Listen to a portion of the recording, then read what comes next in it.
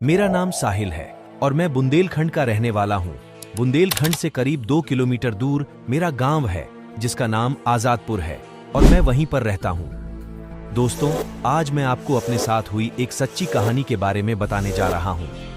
यह horror story मेरे ही एक गांव के पुराने अस्पताल के बारे में है, जिसे आज भी लोग भूतिया अस्पताल के नाम से पुकारते हैं। इस अस्पताल का असली नाम टूरिया अस्पताल है।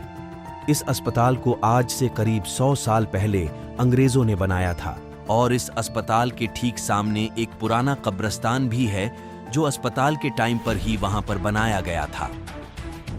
मेरे दादाजी ने बताया था कि आज से करीब 60 साल पहले इस अस्पताल में ऑपरेशन के दौरान एक लड़की की मौत हो जाती है और तभी से इस लड़की की आत्मा उस अस्पताल में भटकती रहती है और लोगों ने अक्सर उस आत्मा को देखा भी है। रात ढलते ही कोई भी इंसान उस रास्ते से नहीं गुजरता क्योंकि उस लड़की की आत्मा राहगीर को परेशान करती है। हालांकि मैं दादाजी की बताई हुई पुरानी भूतिया कहानियों में बिल्कुल भी विश्वास नहीं करता। मैं नहीं मानता कि आज के समय में कोई भूत प्रेत या आत्माएं जैसी चीजें हमारे बीच में रहती हैं या इनका किसी तरह का कोई अस्तित्व है। एक रात में अपने 2 दोस्तों के साथ, अंकित और राजू के साथ इस बाइक से कहीं घूम रहा। तभी मेरे एक दोस्त ने मुझसे कहा कि क्यों ना हम विक्टोरिया अस्पताल वाले रास्ते से चले। यह वही रास्ता था जहां पर लोग रात में तो क्या दिन में भी जाने से बचते थे, क्योंकि यह रास्ता भूतिया अस्पताल की तरफ से होकर गुजरता था। हम में से कोई भी ज्यादा भूत प्रेत पर विश्वास नहीं करता था, इसलिए हमने तय किया कि हम उस रास्ते पर एक बार जरूर जाएंगे। आप रात के करीब 10 बज चुके थे।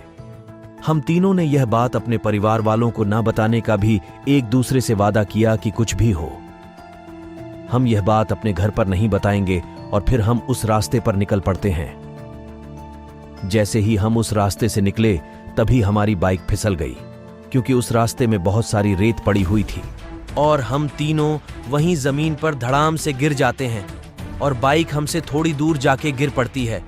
बस गनीमत इतनी रहती है कि हम लोगों को कोई चोट नहीं आती। बाइक चला रहा मेरा दोस्त अंकित ने बोला कि उसका बैलेंस तो बराबर था, फिर यह बाइक कैसे फिसल सकती है।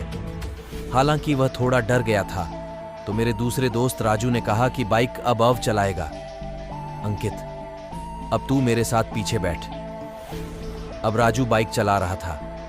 अब हम करीब 1 किलोमीटर ही चले थे कि अचानक से हमारी गाड़ी का टायर पंचर हो जाता है और गाड़ी की तेज स्पीड होने से गाड़ी एक बार फिर से गिर पड़ती है और इस बार गाड़ी स्लिप होती हुई काफी दूर तक जाती है और इस बार हमें बहुत सारी चोट हमारे कोहनी और घुटनों में भी लग जाती है। अब अंकित एक बार फिर से बोला कि इस जगह में कोई ना कोई तो गड़बड़ है, क्यों ना हम वापस लौट चले। इस रास्ते से जाना शायद खतरे से खाली नहीं हो। गांव के लोगों की बताई हुई बात अगर सच है तो हम लोग किसी बड़ी मुसीबत में फंसने जा रहे हैं।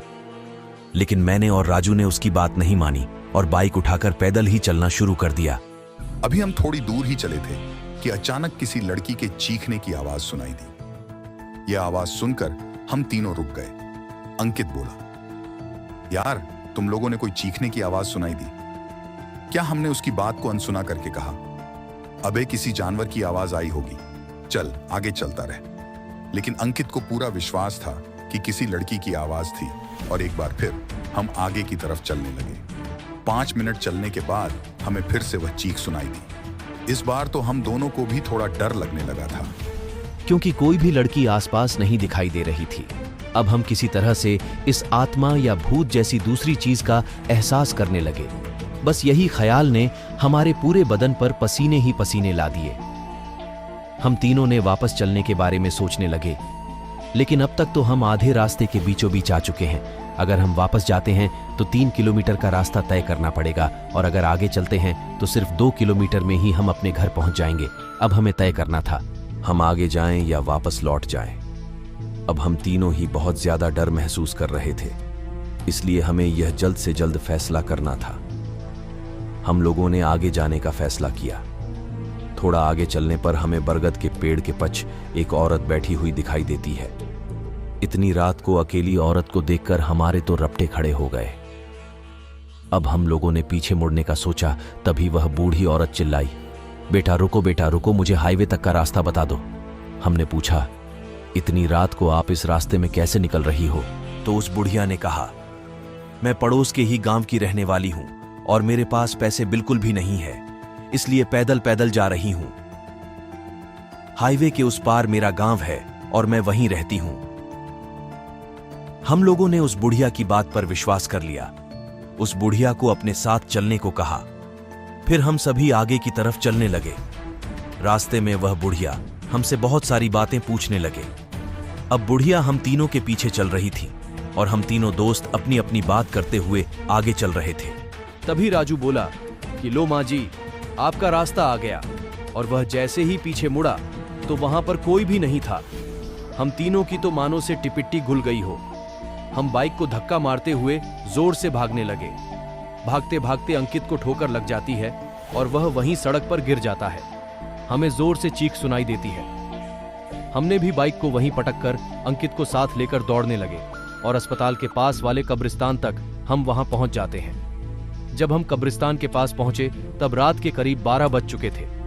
हम पसीने से तरबतर हो चुके थे और कब्रिस्तान पार एक मंदिर भी था, जहां हमने फैसला किया कि हम उस मंदिर में जाकर रुक जाएंगे, क्योंकि अगर बिना बाइक के घर जाते हैं तो जूते पड़ेंगे।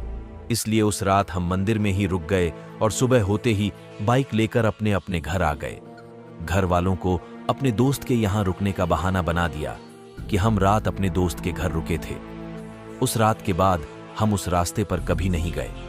मुझे आज भी सपने में वह भूतिया बुढ़िया और चीखने की आवाजें आती हैं। मुझे नहीं पता इन बातों में कितनी सच्चाई है, पर आज भी मैं उस बारे में सोचकर बुरी तरह से डर जाता हूं और मेरे रोंगटे खड़े हो जाते हैं। दोस्तों, अगर आपके साथ भी इस तरह की कोई घटना घटी है जहां पर भूत प्रेत या दूसरी डरावनी चीजें आप लोगों के साथ हुई हो, तो ऐसे कहानी आप हमारे पास जरूर भेजिएगा। हम उस पर वीडियो बनाकर सब लोगों के साथ शेयर करेंगे और वीडियो में हम बताएंगे कि ये कहानी किस हमारे सब्सक्राइबर ने हमारे साथ शेयर की है। और ये स्टोरी आप हमें व्हाट्सएप नंबर पर भेज सकते हो, डिस्क्रिप्शन में व्हाट्सएप नंबर है, आप चेक कर लीजिए। और आपको वीडियो कैसी लगी आप हमें कमेंट बॉक्स में जरूर बताएं। धन्यवाद।